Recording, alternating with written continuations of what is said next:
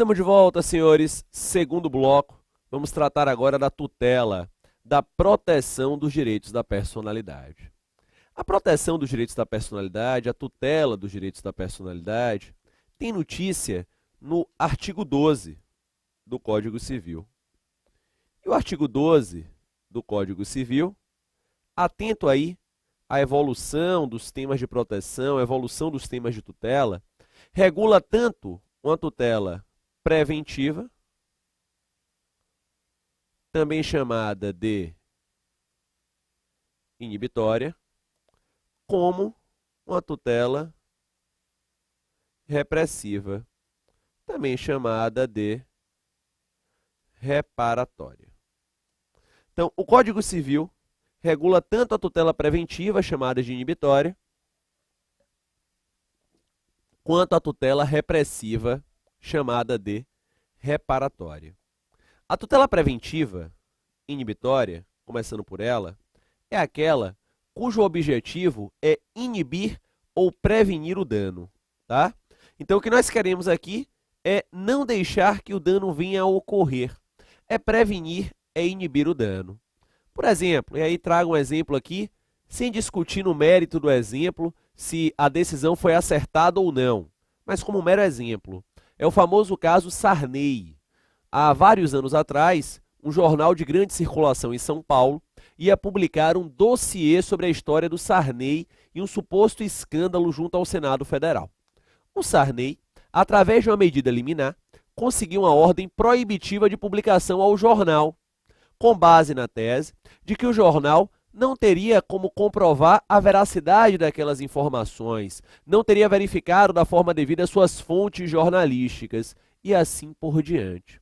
Foi uma tutela preventiva, foi uma tutela inibitória. O grande escopo, o grande objetivo foi prevenir, foi inibir o dano. Mas além de preventiva, vem comigo na tela, eu tenho a tutela repressiva, reparatória. E a tutela repressiva, a tutela reparatória, é aquela cujo objetivo é reparar o dano, é indenizar.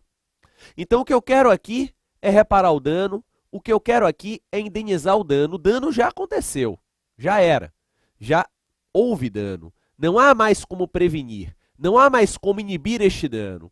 O que é possível fazer agora é reparar este dano, é compensar, dizem os livros, compensar o vazio da dor com valores pecuniários. Não é verdade? Com a bela indenização. Então, já publicaram lá indevidamente uma reportagem sobre você, ou utilizaram de forma indevida a sua imagem para fins comerciais. O que resta a você agora, amigo, é buscar, junto ao Poder Judiciário, uma compensação por esta publicação, esta utilização, esta violação dos seus direitos da personalidade. Sobre as questões relativas à tutela, nós temos algumas importantes súmulas do Superior Tribunal de Justiça, as quais eu organizei para que você tenha acesso.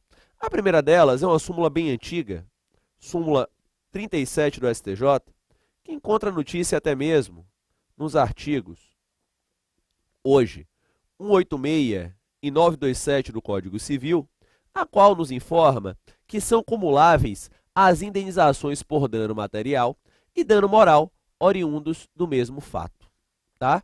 Isso aí já é um lugar comum hoje no Brasil, não há mais a menor polêmica sobre isso. Em decorrência de um fato, poderá o lesado, caso seja a hipótese, pleitear tanto o dano material como o dano moral.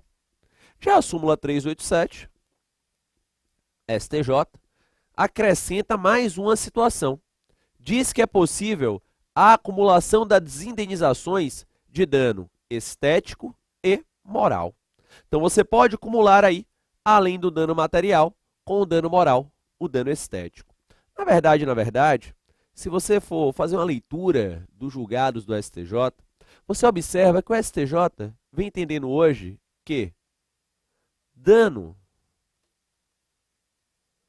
material, dano moral e dano estético podem ser cumulados, tá? Podem ser cumulados. Então, dano material, dano moral e dano estético podem ser cumulados, oriundos do mesmo fato ou não. Então, vou lhe dar um exemplo aqui destes danos oriundos de um só fato, tá? Então, vou dar um exemplo aqui destes danos, eu dizia, oriundos de um só fato. Imagine você que João foi atropelado. João foi atropelado e, após o atropelamento, o cidadão que o atropelou saiu do carro, xingou ele, entrou no carro e foi embora. Não deu socorro. Então, o cara atropelou João, saiu do carro, xingou João no chão lá, ferido, entrou no carro, foi embora e não deu socorro. João, neste caso, poderá pleitear um dano material. Dano material que se subdivide aqui no dano emergente e nos lucros cessantes. Está lá, Código Civil, artigo 402. Dano emergente e lucro cessante. Dano emergente é aquilo que João efetivamente perdeu. Ora, por conta do atropelamento, João teve que fazer tratamentos, contratar médicos particulares, teve que gastar dinheiro. Dano emergente. Lucro cessante é aquilo que João razoavelmente deixou de ganhar. Por conta do atropelamento, João teve que parar de trabalhar e aí não percebeu uma remuneração que ele perceberia. É o lucro cessante. Além do dano material, João, no caso, poderá pleitear também o dano moral. Afinal de contas, atropelado no chão, o cidadão saiu e o desacatou, violou a sua honra. Trata-se de violação moral, dano moral. E ele poderá pleitear ainda eventual dano estético. Se ele, João, por conta do acidente, ficou com alguma cicatriz, ou como dizem os julgados, a expressão é horrorosa, eu sei, ficou com algum aleijão, então não consegue mais andar da forma que andava antigamente, se locomove com mais dificuldades, ele pode pleitear um dano estético. Então vejam vocês quantas facetas, né? Quantas facetas indenizatórias. Pode pedir dano material, pode pedir dano moral, como pode pedir ainda dano estético. Seguindo aí, a súmula 221 do STJ nos informa que são civilmente responsáveis pelo ressarcimento do dano, decorrente de publicação pela imprensa, tanto o autor do escrito quanto o proprietário do veículo de divulgação. Então, tanto o autor do escrito como o proprietário do veículo de divulgação. É muito usual quando você pega livro para ler, assim, principalmente aqueles livros em que há uma coletânea de artigos, ou quando você está assistindo um determinado programa na TV, cujo horário é pago, é muito usual que logo no início do capítulo, logo no início do programa, tem assim: as opiniões aqui emanadas durante esse programa que se iniciará são de responsabilidade tão somente dos seus emitentes, dos seus escritores, não havendo nenhuma responsabilidade do veículo de comunicação sobre elas. Balela. Balela por quê? Porque, amigo, uma coisa é eu ter uma opinião, outra coisa é pegarem minha opinião e colocarem em um veículo de grande massa. A minha opinião vai o quê? Reverberar, não é verdade? E vai reverberar por quê? Porque o veículo ventilou aquela minha opinião. Por conta disso, vai responder aí por essa publicação da imprensa, tanto o proprietário do veículo de comunicação, como o autor do escrito. E o STJ já aplicou este pensamento até para blog. Blog, imagina que eu tenho lá um blog e coloquei lá uma reportagem de Marcos, né? um texto de Marcos, em que Marcos resolve, por exemplo, execrar pessoas que têm um gosto musical ligado a um determinado estilo de música, algo do tipo, gerando um dano a essas pessoas, ou uma religião, ou uma opção de cor, ou algo desse tipo. Responde Marco, autor do escrito, responde eu, dono do blog. Porque se eu não tivesse publicado, a opinião de Marcos não iria o quê? Reverberar. Ela não iria circular. Seguindo, súmula 281 do STJ. A indenização por dano moral não está sujeita à tarifação prevista na lei de imprensa. Gente, indenização por dano moral submete-se à técnica do arbitramento. indenização por dano moral submete-se à técnica do arbitramento. Então, não está, eu dizia, não está adstrita a nenhum tipo de tarifação, né? Essa é uma pergunta, inclusive, que o advogado odeia, mas que lhe é feita com certa frequência no escritório de advocacia. Doutor, quanto é que eu vou ganhar de dano moral nesse processo? E pergunta difícil. Complicado responder. Por quê? Porque você não tem uma tarifação na lei. Você não tem uma gradação na lei com valores mínimos e máximos. O que você vai ter é um arbitramento do juiz. O juiz, na análise do caso concreto, levará em consideração requisitos: capacidade do ofensor, capacidade do ofendido, extensão do dano. Então, capacidade do ofensor, do ofendido, extensão do dano. E com base nestes critérios, o juiz, então, ele vai arbitrar este valor indenizatório. Ok, gente? Beleza?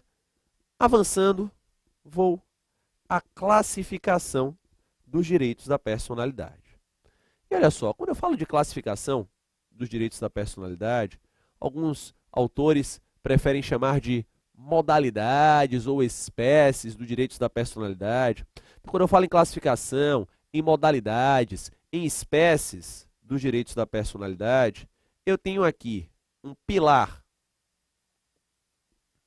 da integridade física, eu tenho um pilar da integridade psíquica ou moral, e eu tenho um pilar da integridade intelectual. São os três pilares classificatórios. Dentro do pilar da integridade física, eu tenho tutela do corpo vivo, tutela do corpo morto e autonomia do paciente. Tutela do corpo vivo, tutela do corpo morto e autonomia do paciente. Aqui na moral, eu tenho imagem, privacidade, honra e nome. Imagem, privacidade, honra e nome. E tenho ainda aí o pilar da integridade intelectual. Obviamente, por conta do conceito que vimos na aula anterior de direitos da personalidade, este rol que está aí para você é um rol exemplificativo. É um rol de exemplos, tá? Então, este rol que você aí assiste, este rol que você aí vê, eu dizia, é um rol de exemplos, é um rol exemplificativo, porque é possível que nós tenhamos outros direitos da personalidade.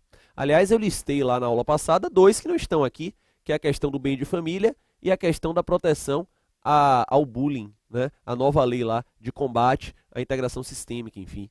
Então, já tratamos aqui de outros direitos, mas este é o rol que comumente é lembrado nos livros, comumente é lembrado nos manuais e comumente pintam nas provas. Então, vou começar com o pilar da integridade física e vou iniciar falando da tutela do corpo vivo.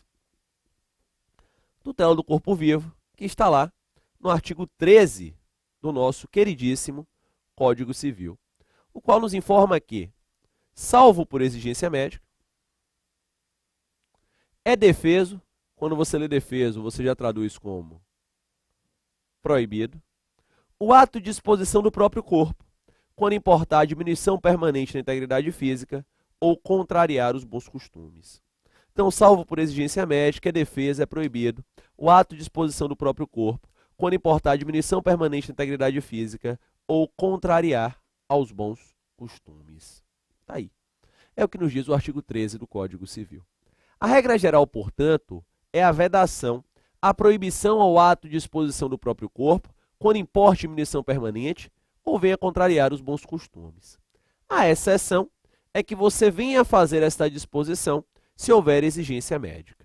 A exigência médica aqui diz o enunciado de número 6 do Conselho da Justiça Federal. Esta exigência médica aí, ela tem que ser interpretada de forma ampla. Ela tem que ser interpretada de forma ampla. Nós temos que colocar aí nessa exigência médica as urgências, como a retirada de apêndice, porque o cidadão está com apendicite, retirada de vesícula, porque tem pedra na vesícula, a retirada dos sisos, porque é necessário que se retire, está com dor, etc., ou está interferindo, e assim por diante. Urgências, mas também aquelas hipóteses de reduções permanentes, diz o enunciado, por questões psíquicas. Por exemplo, uma cirurgia de lipoaspiração é uma cirurgia que, a priori, promove uma redução permanente, né? Apesar de muita gente reencontrar a gordura perdida depois, né? O cidadão vai em busca dela, mas a cirurgia de lipoaspiração é uma redução permanente e adentraria aí a exigência médica por uma questão psíquica, ok? Então, exigência médica merece uma interpretação ampla. Além disso, insere-se aqui nos bons costumes, diz a doutrina, uma pergunta que é muito feita, as questões das tatuagens. As tatuagens se inserem aí nos bons costumes, né? Hoje há corriqueiramente pessoas que fazem tatuagens, né? Minha geração, por exemplo, é uma geração bastante tatuada. Há um tempo atrás eu estava na piscina na casa de um amigo meu e eu brincava dizendo que eu era minoria, porque todo mundo na piscina tinha tatuagem menos eu. Então, você tem aí uma questão já que está arraigada em um comportamento social. Ok.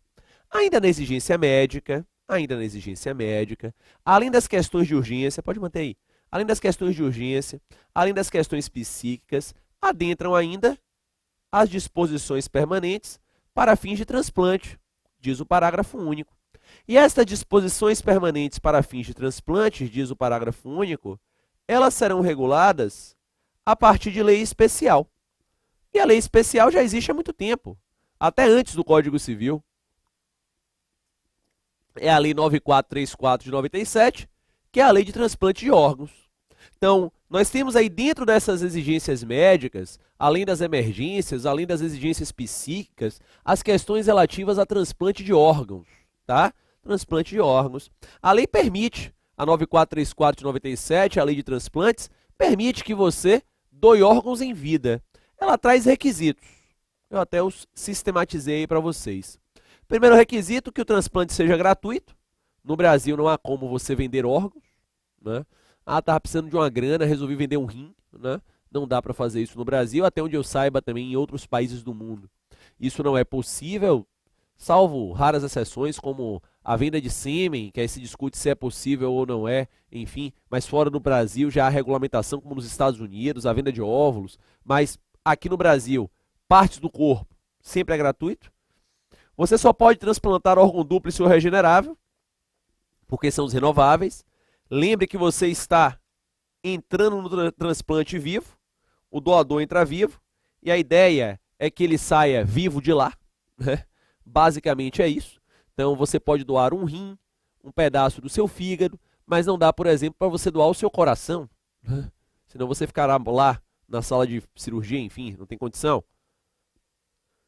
No transplante em vida, é possível a escolha do beneficiário, e este beneficiário, preferencialmente, vai ser parente do doador. Por que preferencialmente vai ser parente do doador? Para que se mantenha justamente a ideia da gratuidade. É aquele exemplo do filho que doa um rim para o pai ou para a mãe, tá? Então vai ser aí parente do doador. Logo, é possível escolher o receptor no transplante em vida. Professor, se não for parente do doador, não vai poder fazer o transplante, não? Vai, mas aí você vai precisar de uma específica autorização, de uma junta médica. Tem uma burocracia imposta, tanto pela Lei de Transplantes, como pelo Conselho Federal de Medicina. Mas se for parente, já vai direto e eu posso, inclusive, escolher o meu receptor. Ok, gente? Então, por exigência médica, transplante de órgãos, emergências, exigências psíquicas, ou ainda, em virtude dos bons costumes, a exemplo das tatuagens, é possível sim que você faça aí uma disposição do seu corpo vivo. Ok. Então, tutela do corpo vivo, já fui. Avanço agora a tutela do corpo morto. Estou no artigo 14 do Código Civil. E olha o que me diz o artigo 14. É válida, com objetivo científico ou altruístico, a disposição gratuita do próprio corpo, no todo ou em parte, para depois da morte. Então, eu posso, com objetivo científico ou altruístico, fazer uma disposição gratuita do meu próprio corpo, no todo ou em parte, para após a minha morte. É plenamente possível que eu faça, tá? Então, eu posso, por exemplo, deixar o meu corpo para fins de transplante de órgãos. Eu posso, por exemplo, deixar o meu corpo para fins de estudos lá na Fiocruz. Plenamente possível. A lei especial, novamente, de transplante de órgãos, 9434 de 97, essa lei especial traz aí os requisitos necessários para o transplante de órgãos pós-morte. Primeiro requisito é a gratuidade. Não dá para vender órgãos. Já pensou? Uma promessa de compra e venda de rim? Marquinho, tá precisando de um rim, né? Pô, já tô mais pra lá do que pra cá, irmão. Não sei quanto tempo eu vou passar aqui. Vou fazer um contrato de promessa de compra e venda. Você me paga essa grana agora e eu já prometo deixar meu rim para você. Não dá. Não tem condição. É gratuito. Agora é ilimitado. É ilimitado. Para onde você vai, você não precisará mais do seu corpo, tá? Então você poderá, né, dispensar e doar todos os seus órgãos. Não pode escolher beneficiário. Vai entrar na fila do SUS, que é uma fila única no país, que tem os seus critérios de prioridade. É necessária a comprovação da morte encefálica. Nós já vimos isso lá na aula de pessoa física, que enquanto a aquisição da personalidade jurídica no Brasil se dá no momento que o cidadão respira, ingressa ar nos pulmões, começa a funcionar o aparelho cardiorrespiratório, a perda da personalidade se dá na morte encefálica, ok? E tem que ter o consentimento dos familiares dos doadores. E esse aqui eu coloco um asterisco, porque na verdade este consentimento apenas será necessário na hipótese em que o doador silenciar. Na hipótese em que o doador silenciar. Você, amigo em vida, pode declarar se deseja ou se não deseja doar órgãos após a morte. Pode. E será uma declaração válida. Quando você, por exemplo, vai se inscrever na OAB, a OAB lhe pergunta lá no formulário oficial da OAB, é doador de órgãos, não é doador de órgãos? É um momento ali que você pode declarar. Você pode lavrar uma escritura pública também, declarar em testamento, é possível. E se você declarou, valerá a sua declaração. Se você não declarou, no momento do seu óbito, no momento do seu falecimento, aí os seus parentes serão questionados acerca do tema, com base lá na lei de transplantes. O ato de disposição do próprio corpo para após a morte, diz o parágrafo único, é um ato livremente revogável a qualquer tempo. É um ato livremente revogável a qualquer tempo. É o que a doutrina chama de consenso afirmativo. Então, o ato de disposição do próprio corpo após a morte é um ato livremente revogável, eu dizia, a qualquer tempo. É o consenso afirmativo. É o consenso afirmativo. Eu hoje posso me declarar como doador, amanhã me declarar como não doador, depois de amanhã fazer um testamento dizendo que eu sou doador, o que valerá será minha última declaração em instrumento autêntico, ok? Então, o ato, eu dizia, livremente revogável. Tutela do corpo morto, já foi autonomia do paciente. Terceiro direito aí integrante do pilar da integridade física. Autonomia do paciente. A autonomia do paciente está lá regulada no nosso artigo 15. Ninguém pode ser constrangido. Constrangido é obrigado a submeter-se com risco de vida a tratamento médico ou intervenção cirúrgica. Então, ninguém pode ser constrangido, ninguém pode ser obrigado a submeter-se com risco de vida a tratamento médico ou intervenção cirúrgica. Professor, diariamente, inúmeras pessoas no Brasil se submetem a tratamentos médicos, se submetem a intervenções cirúrgicas que geram risco de vida. Como é que pode, professor? Como é que isso acontece? estas pessoas não estão sendo obrigadas, constrangidas a se submeter a esse tratamento ou intervenção cirúrgica. Elas estão se submetendo por ato de vontade. Claro, por vezes não tem opção, né? Na tentativa da preservação da vida, mas por ato de vontade. Em sendo assim, para que uma pessoa se submeta a um tratamento médico ou a intervenção cirúrgica que gere risco de vida, ele haverá de assinar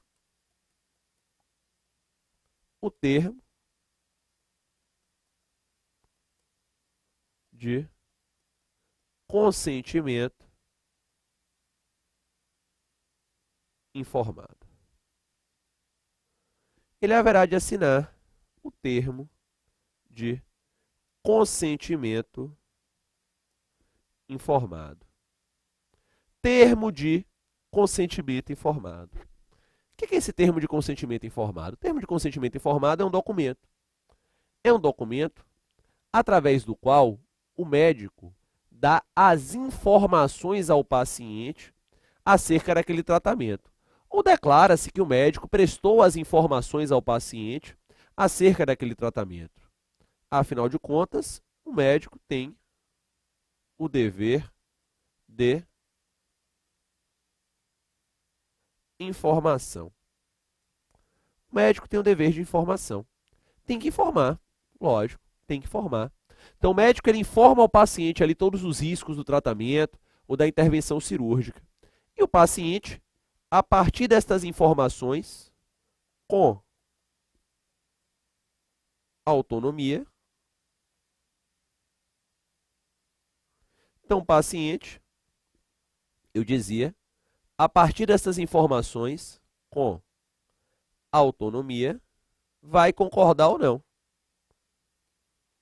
em fazer aquele determinado procedimento ou aquela determinada intervenção cirúrgica.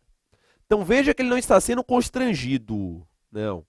Não há constrangimento. Não. Ele está recebendo as informações do médico e, com autonomia, assinando lá o termo de consentimento informado, está afirmando que deseja fazer aquele respectivo tratamento ou aquela respectiva intervenção cirúrgica. Obviamente que nós temos situações nas quais não há tempo hábil nem oportunidade de se dar informação ao paciente e se coletar o consentimento informado. São aquelas situações de urgência. Imagine o cidadão que chega até um hospital, entre a vida e a morte, porque tomou um tiro, por exemplo, desmaiado. Não há como você ali esperar o cidadão acordar, não é verdade? Para obter a autorização dele e então realizar a cirurgia. Então, nas situações em que há risco de vida exacerbado, entende-se, pela maioria da doutrina, entendimento majoritário, que o médico tem o dever de intervir, porque o médico tem o dever de assegurar a vida. É o juramento de Hipócrates. O médico, quando forma lá, faz o juramento de Hipócrates, né? E quando ele faz o juramento de Hipócrates, que é um juramento ético, ele diz que vai lutar pela vida acima de todas as coisas. Então, o médico tem um dever, eu dizia, de assegurar a vida. E como o dever que ele tem de assegurar a vida, ele deverá intervir nessa ponderação de interesses, colocando-se na balança o direito à vida do cidadão e o direito dele de ser informado sobre o procedimento, o direito à vida acaba prevalecendo. Esta é a tese hoje majoritária no Brasil. Obviamente que há vozes importantes minoritárias. Há importantes vozes minoritárias no Brasil que abraçam a ideia, abraçam a tese de que o paciente poderia, de forma prévia, através de uma manifestação de vontade válida, cercear a atuação do médico em casos de urgência, em casos de emergência. Veja lá. Então, de forma prévia, instrumento válido, eu dizia, cercear a atuação do médico ali em hipóteses emergenciais. O tema em questão vem sendo chamado de testamento vital.